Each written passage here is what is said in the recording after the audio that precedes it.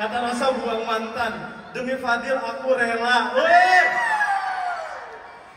Makassar, Fadil Jalili. Assalamualaikum warahmatullahi wabarakatuh. Jujur ini pertama kali aku datang ke Makassar. Dan pertama kali aku datang langsung disuruh nyanyi sama Teteh. Rasanya seneng banget, tapi grogi banget karena aku nggak biasa kayak gini. Kayak harus ada wibawanya gitu karena kan udah ngeluarin single. Oke,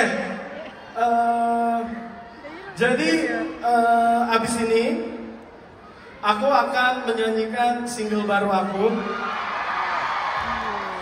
Dan sebelumnya aku mau nyapa buat semuanya yang udah hadir, pecinta Rosa, pasukan Goib ada nggak?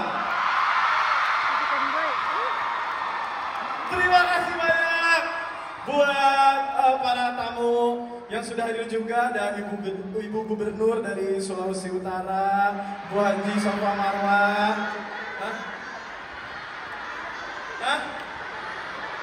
Sulawesi Selatan. Salah ya?